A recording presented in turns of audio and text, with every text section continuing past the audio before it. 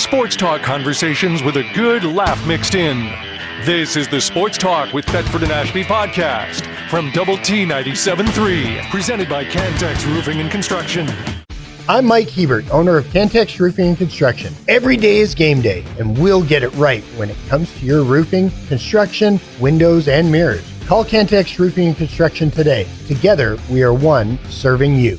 Hey, join the Red Raider Club, and you'll be glad you did. We need everybody to join in. They're in a school. Of course, some schools have a lot of money, and like some of them here in Texas that went to the SEC, and even y'all went to the SEC. But Texas, they got lots of money, but everybody's got to come up with all this money to play these athletes now, and the Red Raider Club is a big part of that.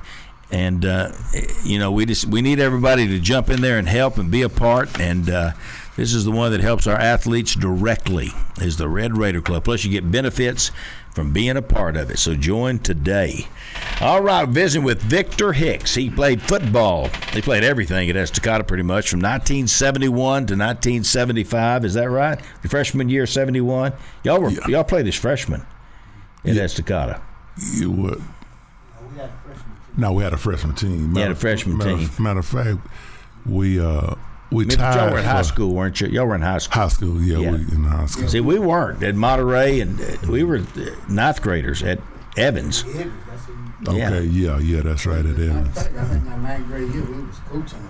We was co-champion with Evans.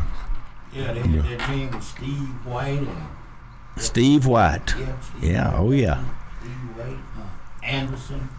Yeah. They were good sized kids. Yeah, Monterey had some big boys go through there in the early 70s, really big. But Estacada was always good. Y'all always had great athletes. And, of course, I think you kind of got off on the good start with the 1968 state championship in the first year of varsity competition. You just don't, nobody does that. And Kenneth Wallace, David Moody. Big Blue. Y'all still know stories about Big Blue, don't you? I knew Lemuel. I knew you should have brought him.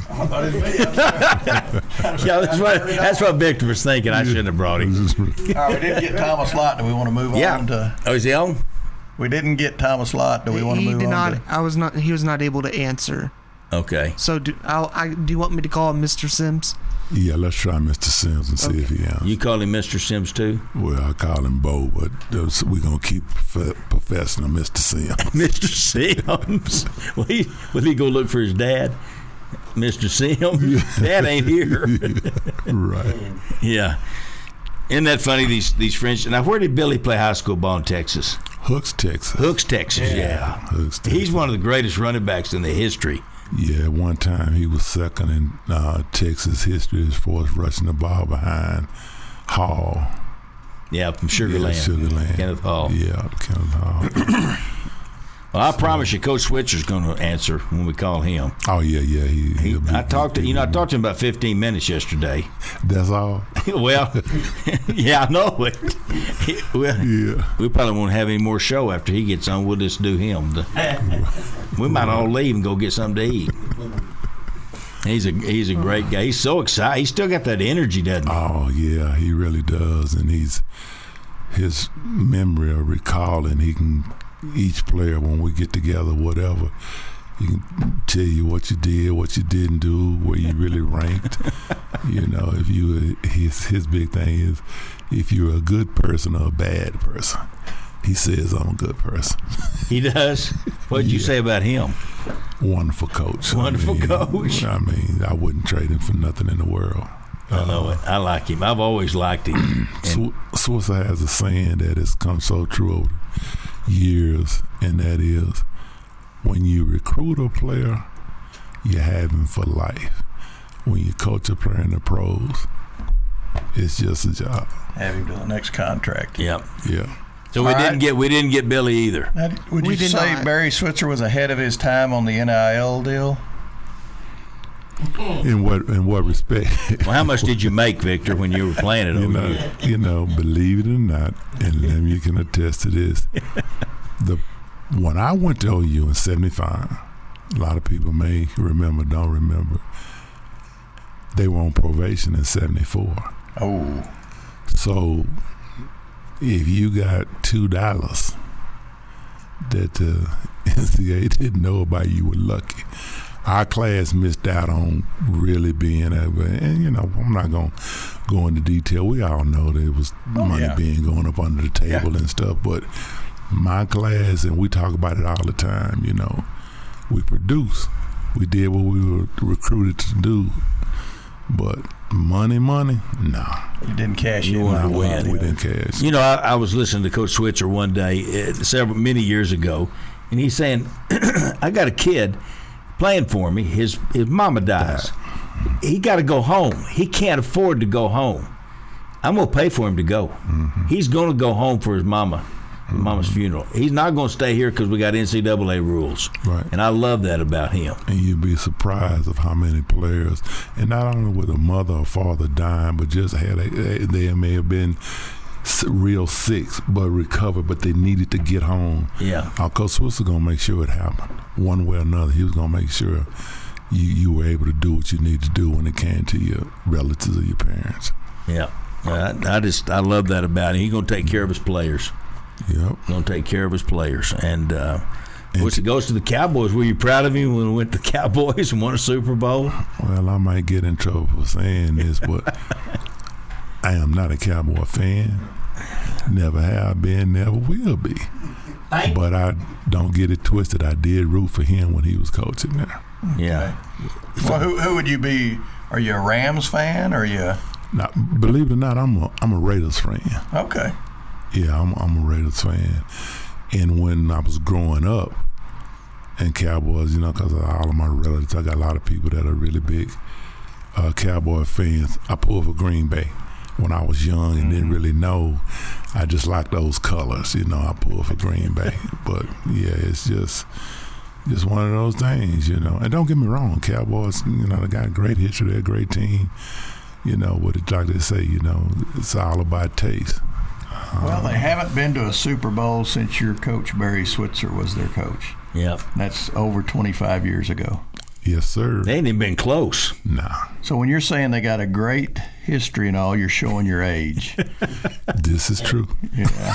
We grew up in loving the Cowboys. Yeah. But they're a whole lot less Cowboy fans than they're used. I can't believe they still call them America's team. Okay.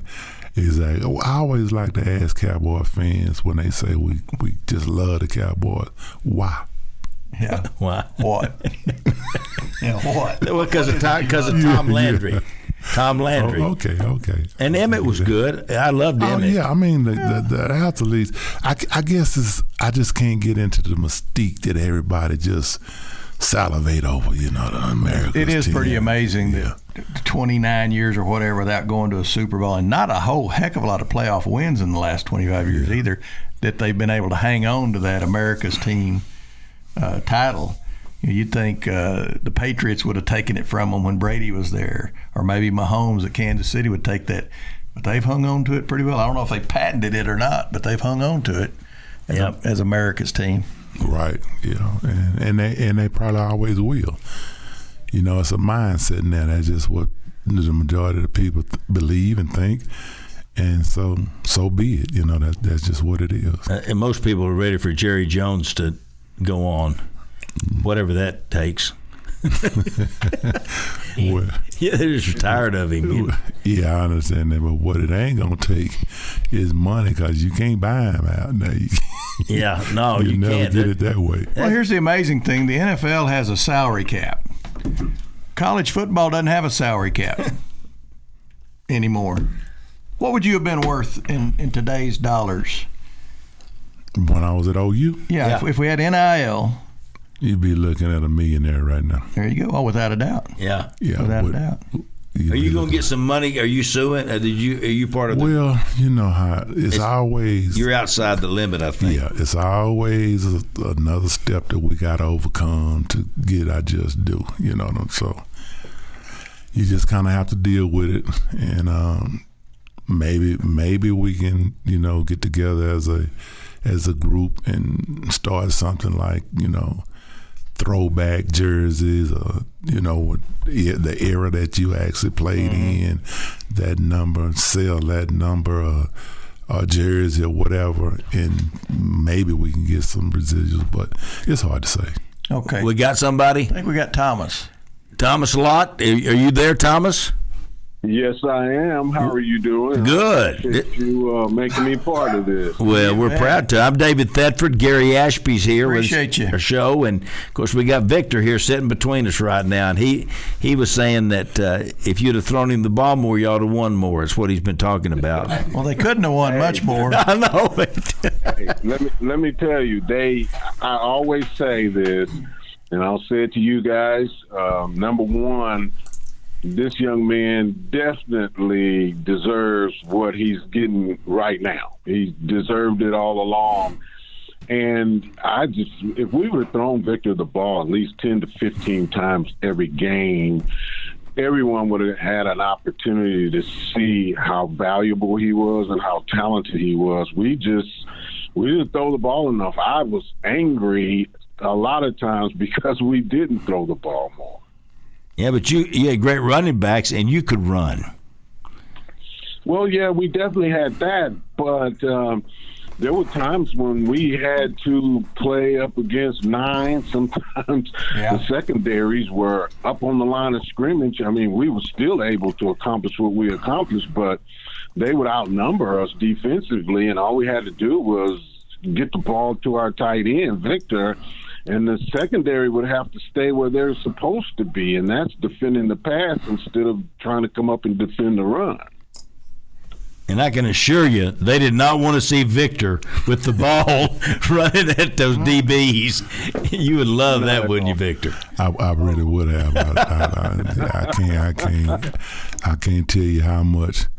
But you know, I tell people all the time, when you're recruited to a university and you go in and play with tremendously great athletes, we were loaded. I mean, the athletes that we had, and it's one thing I learned when I went to Oklahoma.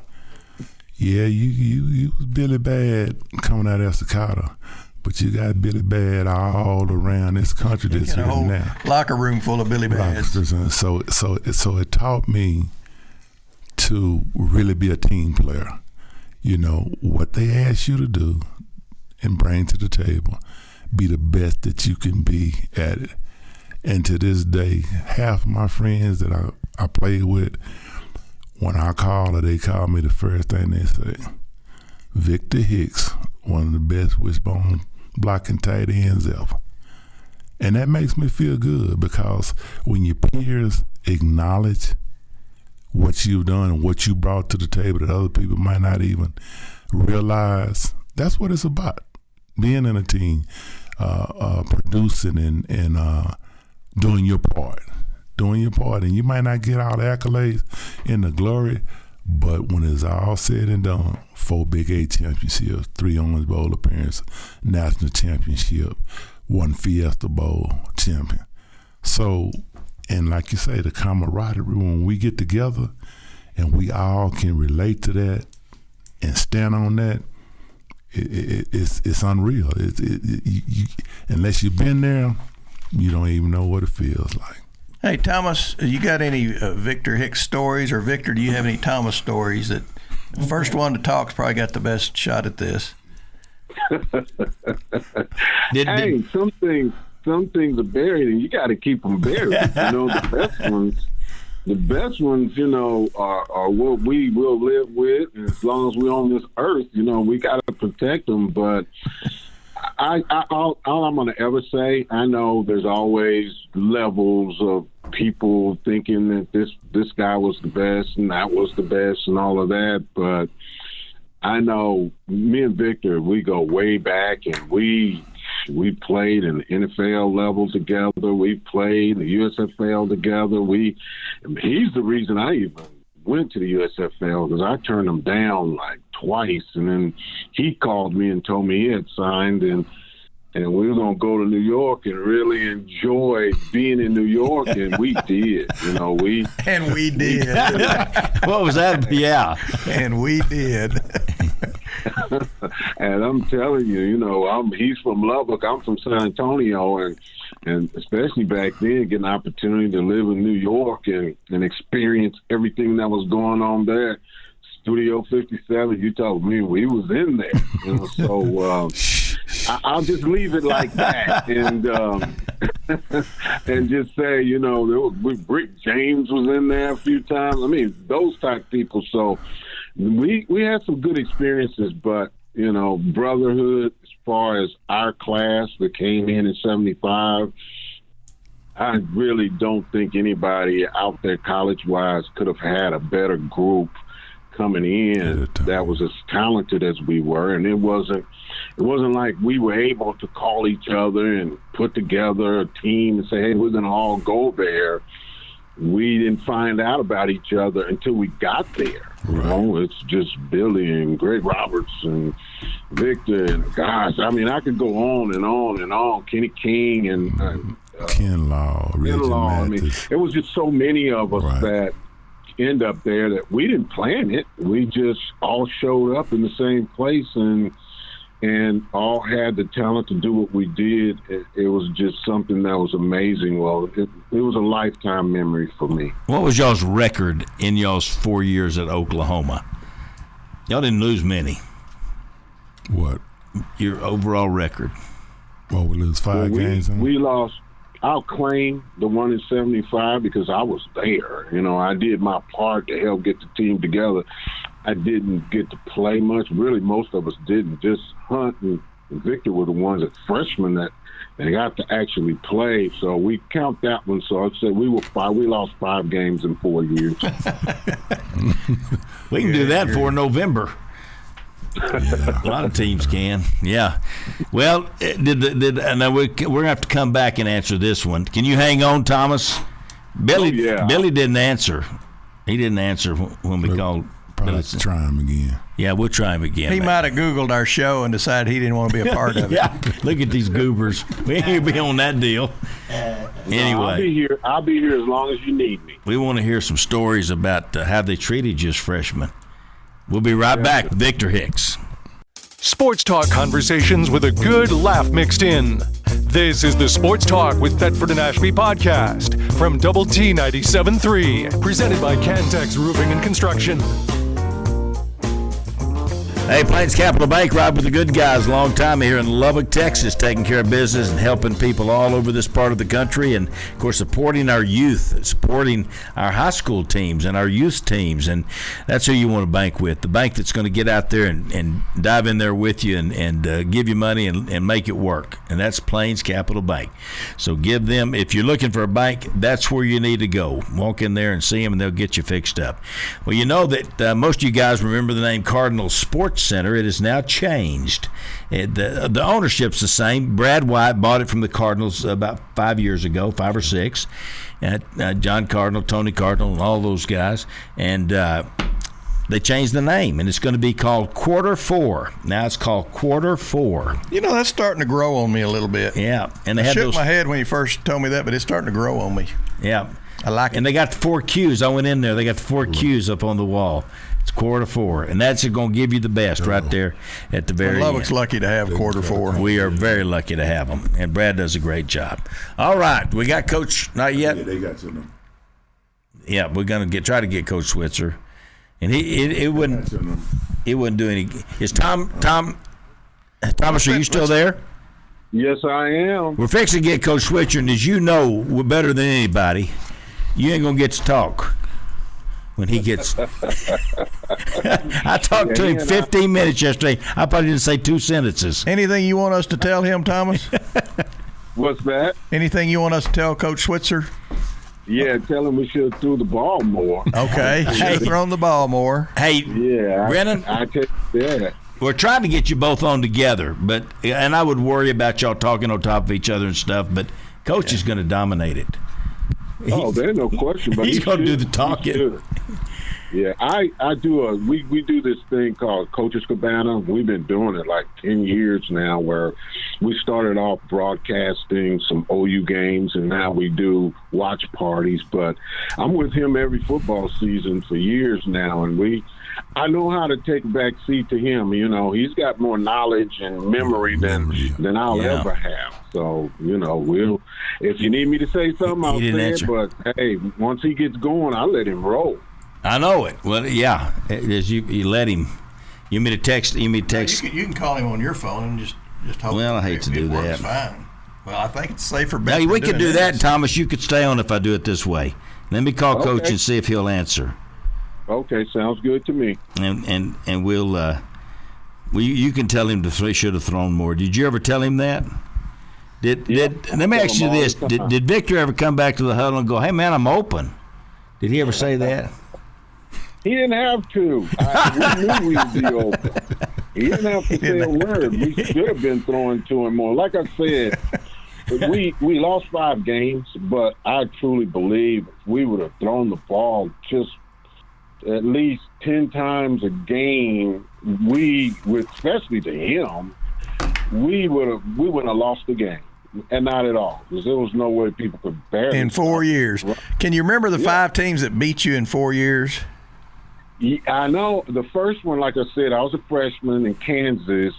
Yeah. We lost to Kansas, even though we ended up getting a share of the national championship. So that was one. And then my first year I started, my sophomore year, we lost to we lost to Oklahoma State and Colorado back to back. We had a secondary that I don't know what was in their minds. I don't know who came up with this, but they had T-shirts made, Murder Incorporated. And within those 2 weeks, we lost 5, 6, maybe almost 7 defensive backs. And each time they threw a pass, each one of those teams threw a pass late. We lost Oklahoma State first, and they threw a pass late in the game that ended up beating us. And then we go to Colorado, and I think we scored like 31 points or something like that. And they did the same thing, threw a pass, and beat us the last few seconds of the game. And I always remember getting on the bus. I was so angry, and I was just, we were on the offensive bus, and I said, I don't care if we got to score 100 points. I'm not losing anymore. And we got it together and ended up sharing the conference championship. And so that was 3 of them. Then we lose to Arkansas in the Orange Bowl. That was 4. And then we lost to Nebraska our senior year. We were ranked number 1 in the country. Oh.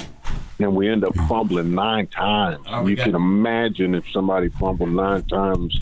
And that last fumble, the 9th fumble, we were on like the 3-yard line, about to go in and score and win that game. So those were the 5 right there. Okay, right. Appreciate that. I don't think my mic's on again now. There you go. Yeah. I think we got Coach Switzer. Coach, are you there? You got me. David, I'm here. All right, good, boy. Thank you for being here, Coach. We got Thomas Lott on the other line with us. Of course, Victor Hicks, he's the man of the hour. You bet. Victor's my man. What's going on, Coach? You doing good, Victor? I'm doing good, and I'm glad to have Coach was on there with us. Once again, like I say, one of the greatest coaches I ever played for, person that I love to no end, and all of the players feel that way about Coach Swiss. And that's great. That's Victor, you never told me that. I've known you all these years. I've known you for 50 years. How come you hadn't told me that before? I would treat you a hell of a lot better than I did. He's just not telling him. Well, I tell you what, Victor, I was thrilled to death to recruit Victor Hicks from Lubbock, Estacada back in 1974. I made a living off Oklahoma had a great program. We were the winningest program in the 70s, and it's because of the Texas high school football players. I was recruiting the best, and they came here to my program. They knew they had played for championships, conference championships, and for contend for national championships. And Victor is one of those guys that made it happen. Two times in a row, we won 2 back-to-back, 1974, 75 national champions. I think that helped attract him. That he wasn't here in 74 when we won it, but he was definitely on my team, the 4-year starter in 75. He said earlier in the show, Coach, that when you were recruiting him, he said you can either go to Texas and get your ass whooped or come to OU and do the ass whooping. so he chose OU. I gave him the choice, and most of the kids take the right choice. that year I recruited Thomas Lott at the same time, and I don't know who else you got on the show. Billy Sims, we couldn't get him to answer, but you got him that year too, didn't you? What, Billy's like, yeah, Thomas and Victor both can tell you, hey, they know him better than I do, and I know him pretty well. And he's hard to track down. He's a mystery man. But he is a great kid and was a great player. He won the Heisman. He's first picked in the draft. Yeah. NFL Rookie of the Year. What are you talking about? He was a great player. But Victor was too, and Thomas Lott were too, because when I recruited in Texas in 1974, they used to have a Dallas Times-Herald then, and they used to pick the top blue-chip players in the state, and it was the Southwest Conference coaches that picked them. But they did it confidentially where they didn't want to, upset any players. Well, you didn't pick me on the blue-chip list. And so it was confidential, but the top two players were Kenny King and Billy Sims with 8 votes, and I got both of them. And, of course, Victor and Thomas had 6 or 7 votes, and I signed 13 of the 19 players in the state of Texas on the blue chip list. So I went down there and I raped the state of Texas that year. Poor word to use, but that's exactly what I did. And I took all these players back. Victor was one of them, and they came back here. Victor won 4 Big 8 conference championships for me and a national championship. So Victor made the right choice, because we did it, and we kicked Texas' butt doing it. You beat them all 4 years, Victor? No, not all 4 years. No, not all 4. They tied. We tied 1 year, didn't we, Coach?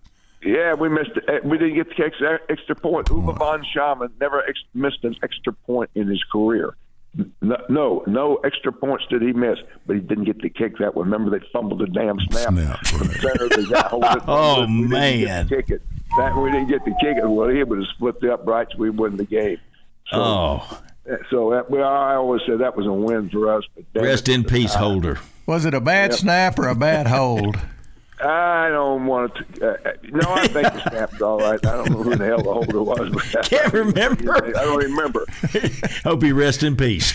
But anyway, Victor didn't catch no tight end catches many passes at Oklahoma, and no receiver catches one. Thomas was telling us that. Yeah. Anyway, but when we do throw to them, they're wide open, because people don't expect us to throw the ball. And when you see Victor, I've got a reel of Victor catching touchdown passes at Oklahoma. Most of them are for touchdowns. And he's so damn wide open. If he dropped it, boy, it would have been really embarrassing. It wasn't one to go up and have to take it away from him. It was always there, and he always got the style when he went in the end zone too, because no one was around him. He got to do it his way. Yeah, when he went in the end zone. It's just so fun. These memories, Coach. This is what it's all about. These high school memories that he had a great time at Estacado here. Of course, you're familiar with the Matadors, and I'm upset with Estacado. I'm upset at the Independent School District of Lubbock. Why in the hell isn't he in there long ago? Oh, you got a point there. You do have a point. We got a bunch of good players, but initially, Coach, we started out with older people than Victor. There were some that were hanging on. They were really good. Yeah. But I know they were. Victor played 5 years of pro football. Was a starter every year. Was drafted by the Los Angeles Rams. I know it. And he was ahead of. He's starting for the Rams, and they're fixing to play Billy Sims' first game of the year, Billy's rookie year. Victor could tell you a story I'll never forget. Victor walked in the locker room. He'd look over the defensive guys and says, "My boy's coming to town now. I want y'all to be ready, my boy." He kept telling them, "My boys are coming to town." You better be ready. Comes to town. First game of the year. I watched the game. First game of the year, the Rams played Detroit out in the Coliseum at the Rams. And Billy Sims wore them out. Had 157 yards rushing, beat their ass. And Victor said, "Told you my boy was coming down." Did you give him a hug after the game, Vic? Did y'all find each other? I did. And they were like, "He is the real deal." I said, "I tried to tell y'all, man. Y'all wasn't listening." That is so fun. Coach, when I saw Victor, the first drill I saw Victor in as a freshman, I went over to him and I said, "Victor, you know what? You got a chance to play pro football." And Victor looked at me startled. He hadn't even played for me yet. He ain't played a damn down for me. And I knew that he had the talent and the size. He had all the tools to do it. And he had the thing about it is he knew how to practice. most kids don't know how to practice. They don't know how to give effort and do the things coming out of high school that you have to do to play at the collegiate level. The first thing is a kid has to know how to practice and give effort. And Victor knew that, and so that gave him a chance to get ahead of everybody else.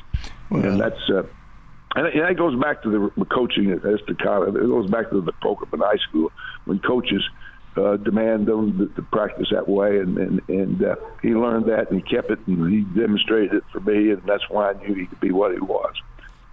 Hey, Thomas, are you still there? Yes, I'm here. I just can't hear what Coach is saying. Oh, that's right. He can't hear you. Oh, right. Okay. With this too, I'm sorry, Thomas. I'm bragging on Thomas. No problem. You guys laugh and say stuff. I'm leaning on what and you to tell you what, I've heard a lot of team this, that but we should have won the national championship in 1978. All right, y'all are both talking now.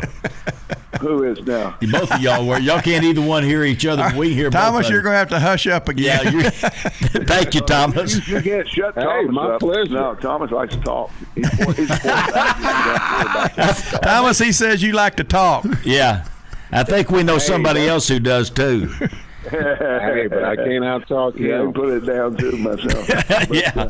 All right. Well, Coach, I think we're big on softball here at Texas Tech now. We got us a new pitcher. Oh, you got Kennedy, didn't you? He was wearing me out about that. Yeah. Coach, I want you to tell them real quick because these players would like to hear this story. When you told me this story yesterday, I was like, "You've got to be kidding me!" She gets $1 million to come pitch for Texas Tech. $1 million. And right. Now, tell them what you've already talked to. Tell them what all you were winning. Tell them about your salary. This is crazy. Oh, yeah. She gets this damn freshman. Oh, she's not. She's a senior. All these players, and a lot of freshmen coming out of high school getting these big dollars and all that. And I told you, I said, I hear all these people on television talking about they want reparations for this and that and that. I said, hell, old football coaches ought to get reparations. I was making when I was coaching at Oklahoma. My first contract, I had a 3-year contract. They gave it to me. I was assistant coach on the staff. It took them 3 days to give me the damn job. And they tried to hire everybody from Doug Dickey, Vince Dooley, Darryl Roy. You know how they go through all that. They want all these top coaches. Finally, there's a region on the Oklahoma committee that said, "Hey, I'm going to make this decision," because he had played and coached for Bud Wilkinson. He said, "I'm going to make this decision instead of all the rest of you regions." Never broke a damn huddle or covered kickoff. He came and got me, and he talked to me. And I said, I think it's important for me to keep the continuity, the playbook together, the drills, the coaches doing the same things they've always done. The only person left was Chuck Fairbanks to go to pro football. Everybody was in place, coaches and players and all. We had just played for the national championship, only lost one game the year before, and I was the offensive coordinator calling the plays. And he said, "I'm going to give you a 3-year contract, $24,000 a year." $24,000. We won. Hey, listen, we won 3 years. We lost one game in 3 years. We won 2 nationals. He gave you a $6,000 bonus. I want reparations. I think you're going to have to fight a long time, Coach, through the courts to get that. Hey, Coach, we've only got a minute left, but we're celebrating Victor Hicks, and it's going to be a fun night. He's got a lot of friends here, and a lot of his old teammates from Estacada are here. It's going to be a fun night, and I know you're proud. Let me tell you his most important thing. Victor, talk about football ability and his ability to play. But Victor was a good man. He has a good heart. He had no problems. He graduated here at Oklahoma. He was never a problem. He represented us so well that I wished every player I coached could recruit could be Victor Hicks on and off the field. Well, Coach, we appreciate your time. We want to show him Lemuel. He's here, and we'd like to have you on again in the future if you don't mind. We're painless. Well, I'll take a talent fee and I'll do it. There you go. Coach, you're great, buddy. We'll talk to you later. Appreciate you. All right, take care, guys. Love y'all. Take care, Victor. Love you, Coach. All right. I love you too, buddy. Sports talk conversations with a good laugh mixed in. This is the Sports Talk with Thetford and Ashby podcast from Double T 97.3, presented by Cantex Roofing and Construction. J&W Services, Lenco Distributors, Midland, Texas. If it has to do with the wellhead, it's J&W Services. Give them a call. They would love to help you, and they're Texas Tech people.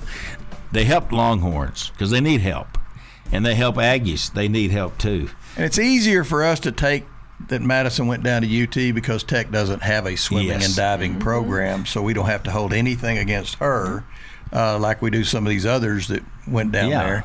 So anyway, but we did have a swimming and diving program back in the mid-'80s. We did. They got rid of then, and then T. Jones decided for budgetary reasons to get rid of it. Well, you know, the coach was Ron Houlihan. Yeah, he was. He Good was the guy. one, he's kind of credited with kind of getting the ball rolling on the LISD and Lubbock and Swim Ron was Club. big on that. Huge. And I think he still probably maybe technically owns Lubbock Swim Club, but, you know, Trey, of course, runs it all. But he's the one who got Trey in here and got everybody in the right place to do the right things to get the program is what it is. Houlihan's a great guy. He's a great guy. He really did great things for swimming. He did. He did fabulous things for swimming. For Lubbock ISD in particular. Yes, he did. Did you always have a knack for swimming? I mean, when you were a little kid, did you get in the pool and just, I'm pretty good at this. I'm fast. I got in the pool because my sisters got in the pool. My options were sit in the bleachers and watch them, or go out there and do it. And so I think for when I started, you had to be 4 to join Lubbock Swim Club. So I asked my mom when I was, 3 to start swimming lessons over at the Y? No, you had to be 5. 5, okay. But So you when I was 4, I started but it swimming was- lessons. And Well, we took a friend of mine, and she had 3 daughters at our 3 daughters' age, and so her 2 daughters were swimming with our 2 daughters, and the 2 younger ones were terrible to take to the pool because they're trying to get in and out and everything else, and they're running all around, and they were only 4, and you had to be 5. But then Trey said, you know what, if they can swim all the way down the pool and then swim all the way back, so a 25 this way and a 25 back, so he goes, I'll let him be on the, I was 7th grade. I learned to swim. Well, so we took him to the Y, and had some poor kid named Josh said, well, I'll teach him how to do that. And I said, you just need to get him to go down there one way and come back the other way, and then they're good. And they were terrible. Like, my friend and I used to flip coins who had to take them because they were awful. One would ride on his back, the other one would spit water in his ear, and they were terrible. And so finally, I said to Susan, I said, we gotta let him try out. We're gonna get kicked out of the Y here. And so we let him try out, and it was ugly too. They made him, you swam down there and you swam back and you touched the wall, and Trey Hayes goes, well, they're on the swim team. So I called the Y and I said, hey, is Josh there? And the lady goes, no, he's not here right now. And I said, well, can you just tell him that Madisyn and Madeline made that swim team, so they don't need any more lessons? And the lady goes, he's going to be so excited. He's going to be so excited. I didn't know if he was excited that they made the swim team or if they were excited that he didn't have to teach him anymore. So probably the latter. Yeah. So then a couple weeks later, we went to Midland and had a long course first meet, and at Courtney, the middle one, they were in the same heat because Courtney was 8 and under. That's all they had, and we had her come along the side. And now this is Courtney. No, this is Ashley. This is Ashley. I added you to the list, by the way, so you can come tonight. Yeah, Ashley swam at University of Maryland. Yeah. Oh, so, my gosh! Well, did y'all race? Did you beat her? Never formally beat me. You never formally beat her, but I always, every time she had a best time, I'd write it down on my little mouse pad on my computer, and that was what I looked at every day. That's what I thought. Okay, Ashley went a 106 in the 100 breast. I got to go 105. But we never raced head to head. Yeah, of course I did it. No, I'm kidding. Yeah, but Ashley was a very good swimmer as well. And I see it's just genetic or something. What's the deal? I don't know. Sandy, could you swim? I was on the swim team, but I didn't swim anything like that. In fact, I was on the swim team, and it was so terrible waking up at that. I said, I will never let my kids swim, ever, on the swim team. And my friend... Good call. The one, Susan, who I was telling you, she's the one who, they moved back to Lubbock, and she said, I think the kids should be on the swim team. And I said, Susan, I think this is a terrible idea.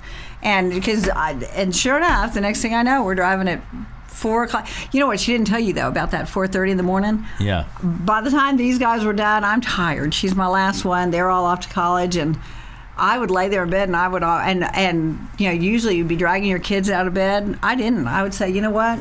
we don't got to go in the morning. Nobody has to swim in the morning. I don't mind if you skip. I'm totally okay with you skipping.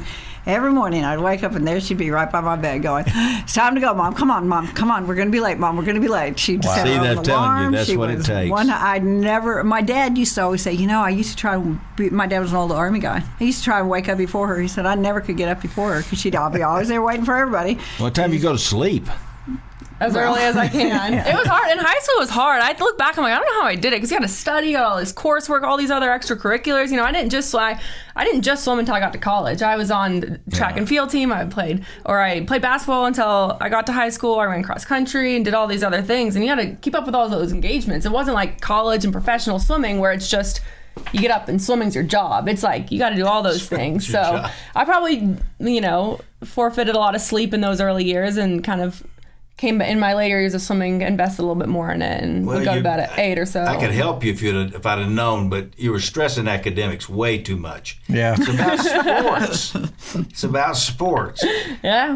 Well, it was about sports for a long time, but I knew my long-term life goals were about academics, and so I knew that had to be a priority as well, just as much so. Did you race Ledecky? Yeah, I've raced Ledecky. How close? Pretty close. In the times and in her freestyle she could blow me out of the water, and the IMs my events I could beat her, and it just kind of depends on what it was. Yeah. How was it when Gary asked you that question we're going to ask about the Olympics? That was a good question. I don't know what it was. Oh yeah, we're wondering earlier when you see the Olympics and here they are, they're on us and they're fixing to start the swimming and all. Do you look at that? And are you excited for it? Are you depressed over it? Does it bother you? Because, you're this close. Yeah. How far is 0.02 of a second? You think it's this far? It's a fingernail. No, it's not that. Yeah, it's like this. It's like that far. Yeah. My answers changed over the years, and I presume it will keep changing. I think, if you'd asked me that 3 years ago, I would have probably just frozen up right here on the spot and just been, filled with emotion. Right now, I'm like, there's a little bit of that ting, but mostly I'm excited for them. It's always great to see Team USA, see some of my former teammates, friends, everything like that doing great things. And I actually watched some of the opening ceremonies last night at the hospital. They had it projecting from our room up there, our work room. So I watched some of it, and there's a little bit of that, but it's I think where I'm headed in life in general is where I want to be. Yeah. So I'm kind of content with it. We're still trying to figure out where we're headed. Could you give us some help? Some direction. I wouldn't recommend the path. I think there's easier paths than the one I'm on, but I don't know. What do you do at the hospital right now? Do you not go in there and cut on people when they don't know it? Practice. Yeah, put them to sleep. You do, don't you? Yeah, close them up, do whatever, put some nails in their femurs, do things, help them out.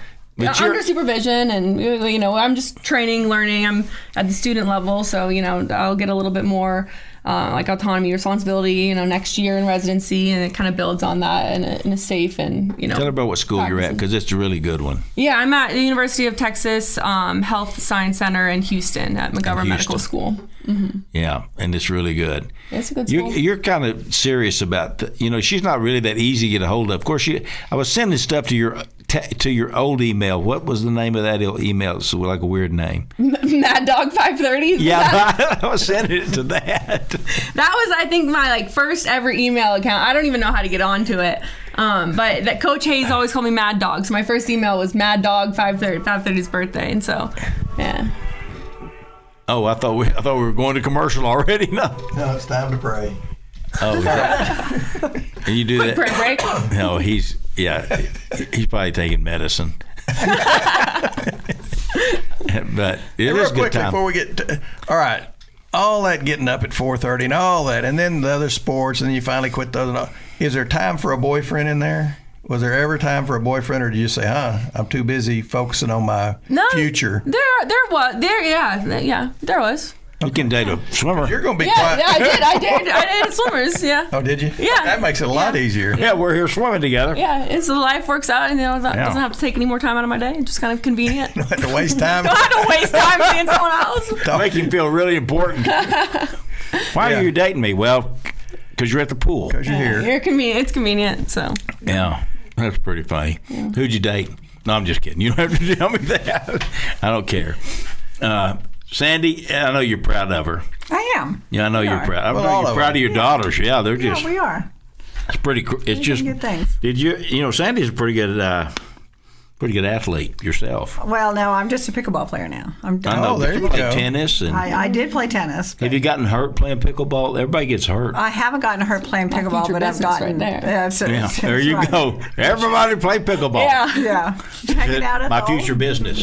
Yeah, for Yeah. Oh, yeah. There's no telling how much business Yeah. they get out of you pickleballers. Yeah. So you have not been hurt playing pickleball Not yet? pickleball, but I was hurt plenty of times playing. I have a new hip. I have a new I don't have new knees, but I've had 2 knee surgeries. Okay. I have a new hip. I ran my hip out.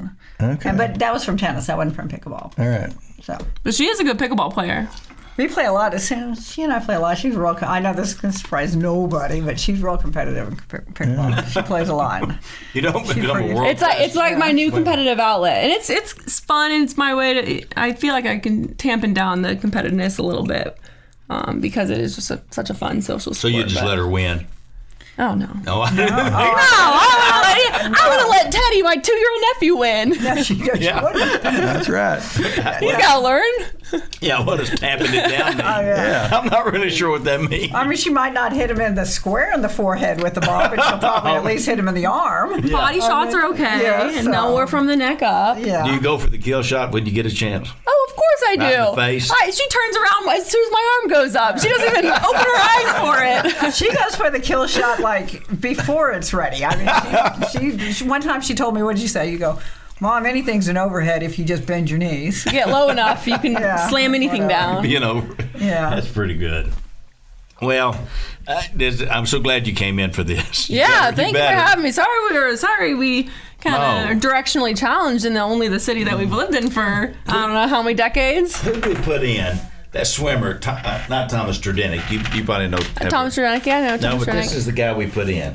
I'm sorry, I'm old, and I can't remember. You're going to get a program. This is last year's program, but it has all the years in the past. See, you'll be in here forever. You know who this guy was? It was. Tom Clements? Yeah. That's who it was. Yeah. And he said the coolest thing.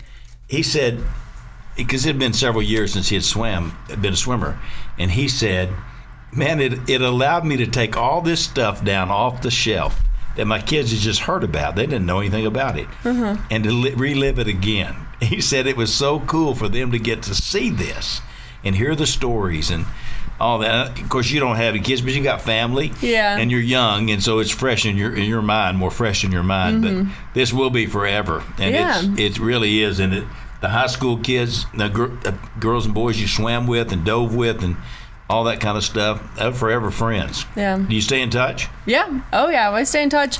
I mean, less, as the years go on, but definitely stay in touch. Those are people you kind of, when you've been through the ringer with someone, it's hard to break those bonds. And you have been through the ringer. That is one of the negatives about being as good as you were. We couldn't put you off.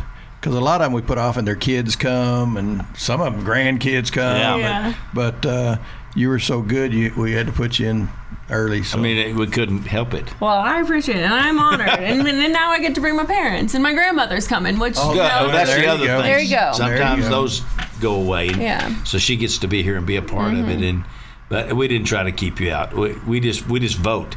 We give everybody the stats and the information, and I got from y'all and a lot of it from Sandy.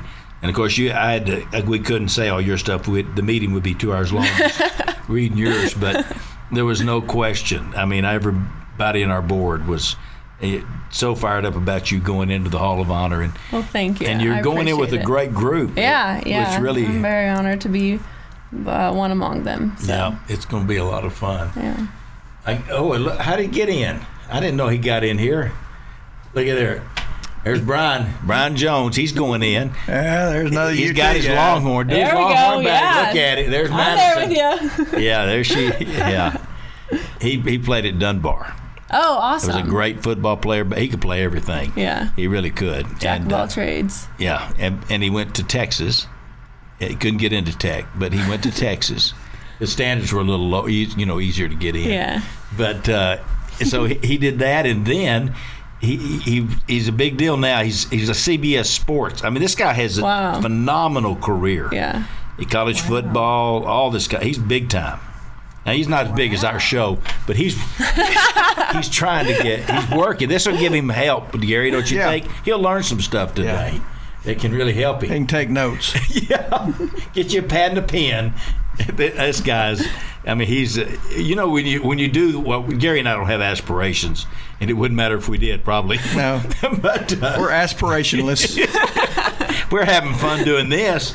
And but when you go big time, that's what it looks like. Yeah. What Brian Jones has done, and that's awesome. It's really cool. He's gonna be. I tried to get him to be on earlier. He's the one that screwed our schedule all up because he doesn't get up till I don't know what his deal. Should have had Madisyn on first. Well, she was on a plane. That's right. She was flying in. Yeah, you'd have been up, but it's so fun to have you on. We're gonna have a big time tonight, and.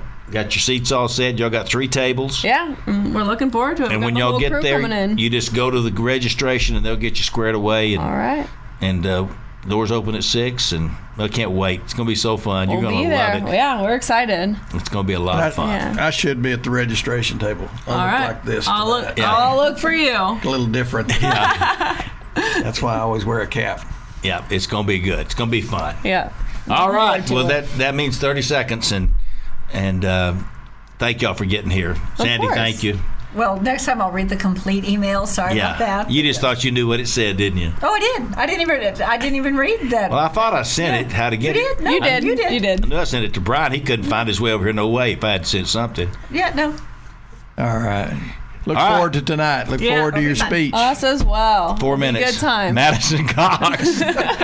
Madisyn Cox. You've been listening to the Sports Talk with Thetford and Ashby podcast from Double T 97.3. Catch the show live Saturday mornings from 9 to noon on Double T 97.3 FM or on the Double T 97.3 mobile app.